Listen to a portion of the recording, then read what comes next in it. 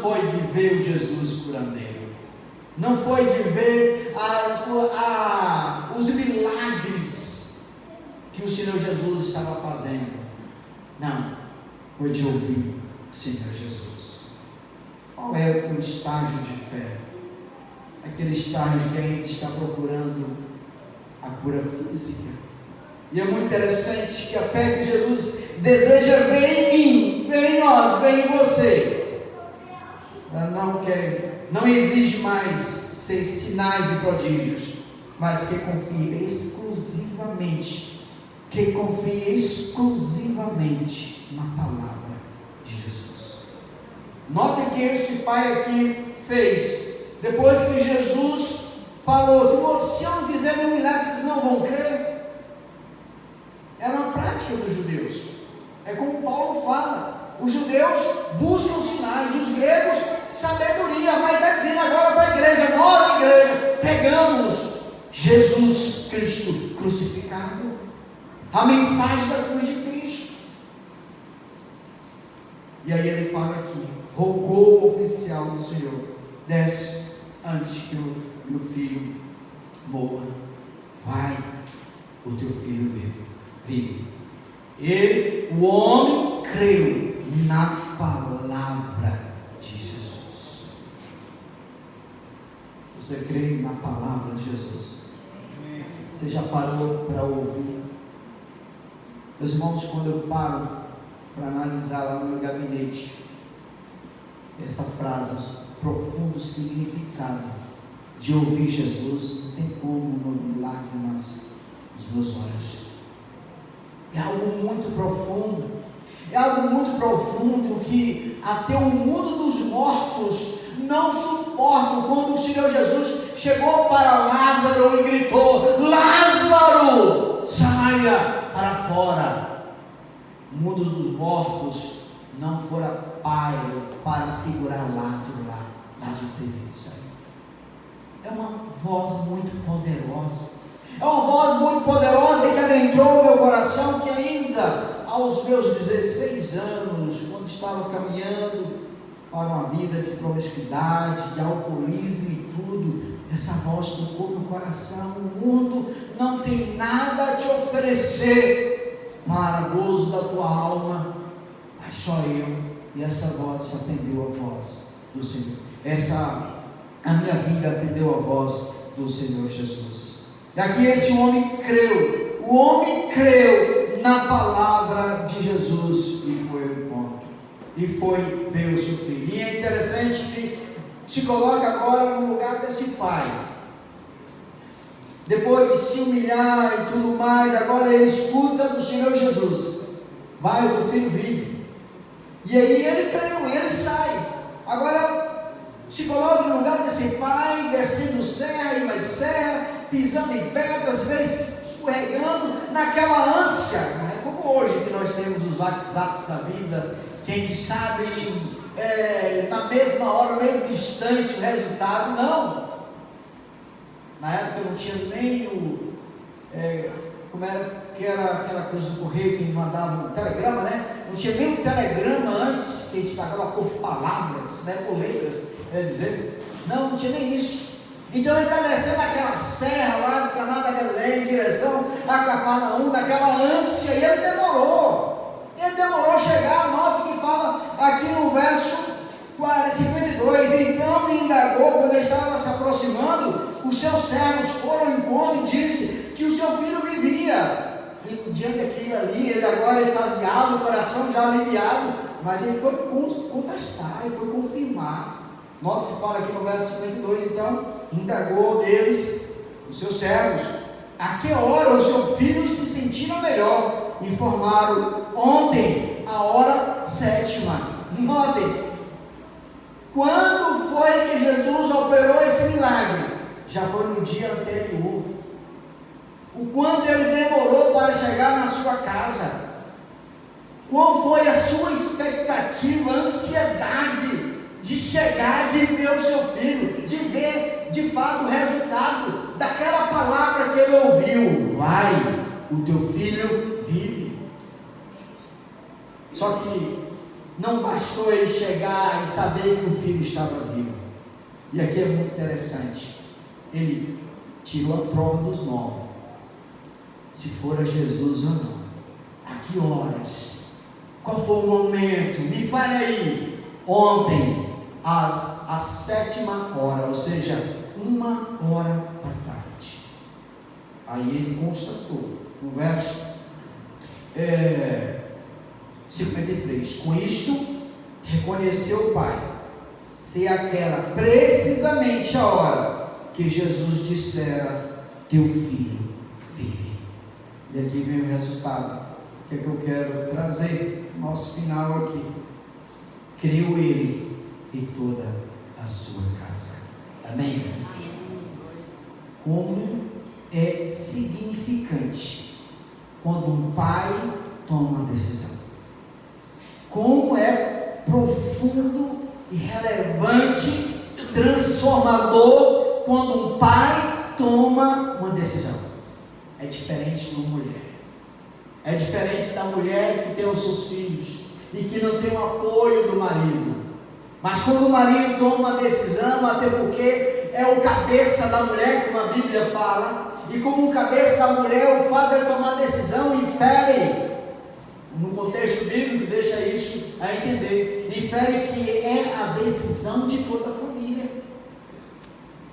E diante do testemunho dele, olha, foi justamente ontem, a 1h da tarde, quando ele me falou: vai, o teu filho vive. E diante do testemunho dele, a Bíblia diz que ele creu e que toda a sua casa creu nele. Que coisa maravilhosa! Isso me faz lembrar também da passagem de Paulo, quando estava preso, ele e Silas, lá em Atos, quando por ocasião do terremoto, em que o carcereiro ficou amedrontado e que achou que os presos tinham fugido e ia se matar, e Paulo não permitiu que ele se matasse. E qual foi o resultado daquilo ali? Aí, muito interessante.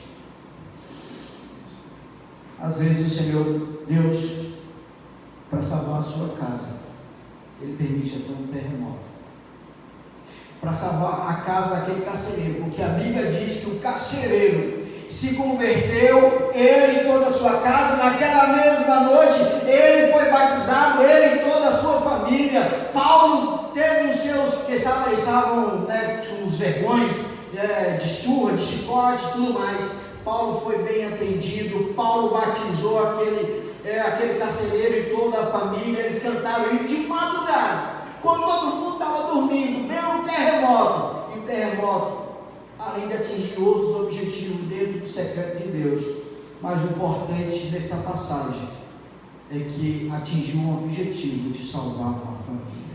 Amém. Talvez seja a tua família nessa noite, por uma atitude sua, Pai, por uma atitude, seja tomando decisão, aceitando a Cristo, ou uma decisão saindo daquela fé superficial, que só busca Jesus por interesse, só busca Jesus para ter mais dinheiro, ou para ser mais bonito, ou para criar cabelo na careca. Eu não tenho nenhuma perspectiva mais nisso, só lá no milênio eu creio que vou ter cabelo. Ou busca Jesus para poder ter uma esposa bonita, ou busca Jesus para ter um filho. É louvável reconhecer que Jesus pode saciar essas necessidades, mas a fé superficial, ela pode morrer. Essa fé superficial sem vivência, ela pode morrer. O que mais importa é o seu relacionamento com Jesus, do profundo significado de ouvir Jesus. Amém. Qual é o profundo significado na sua vida de ouvir Jesus? Com isso aqui nós aprendemos algo interessante com esse pai. Primeira coisa, ele se humilhou. Segundo, ele teve coragem. Quando ele se humilha, ele tira a roupa de oficial. Ele não chega lá batendo carteira, sou funcionário federal. sou funcionário da Receita Federal, sou Polícia Federal. Não, ele tirou, se despiu de tudo isso e vestiu a roupa da humildade, o chinelo da humildade, e foi até Jesus. Talvez seja necessário isso na sua vida. Talvez você está querendo vir a Jesus batendo a carteira em Jesus. Eu sou isso. Eu sou. Não. Você é um pobre, miserável, cego e nu que necessita de Cristo. Eu sou um pobre, miserável, cego e nu que necessita de Cristo. E para isso precisa ter coragem. Ele teve essa coragem. Ele não estava olhando para a sua posição social. Ele jogou tudo, ficou tudo em segundo plano. O propósito dele agora era buscar Jesus, aquele que poderia operar milagre. O Senhor Jesus operou, não foi só o milagre do saciar o seu primeiro estágio, mas levou para um outro nível, que é do profundo significado de ouvir Jesus. E diante dessa coragem ele foi contemplado, e outro foi persistente quando o Senhor Jesus provou: porventura, se eu não fizer nenhum milagre, você não vai crer? Se ele fosse uma pessoa que estivesse cheia de orgulho, estivesse chegando lá com uma carteirinha, eu sou oficial do governo federal, vou ficar aqui diante desse homem nada? Não, ele persistiu.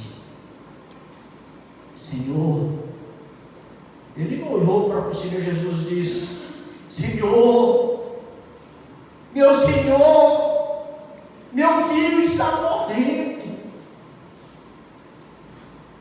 Vai, o teu filho vive. Como é que está o teu lar?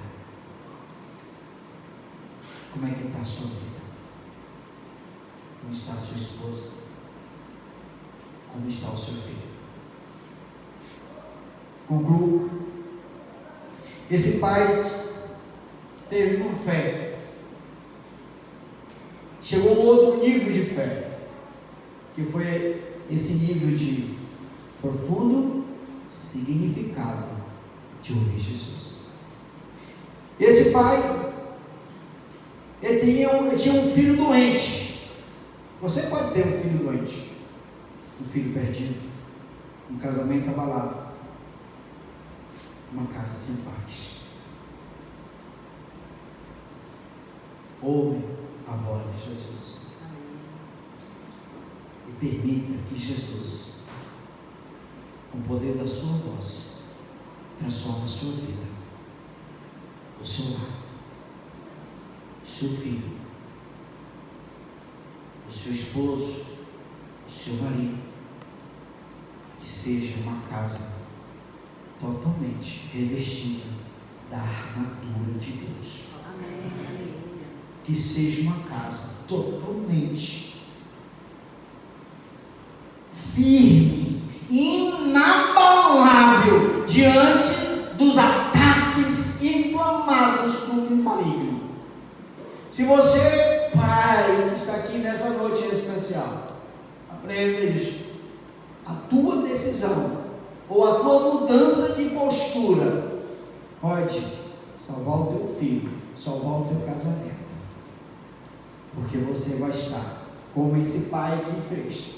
Ele não tinha uma alegria, a alegria que tinha lá no casamento de Caná. Ele tinha um filho que estava sendo ameaçado pela morte. Lá em Caná, Jesus, ouvindo o rogo de uma mãe, garante a permanência da alegria. Aqui, ele ouvindo o rogo de um pai, ele leva a alegria para um lar ausente dessa alegria. Seja você esse pai.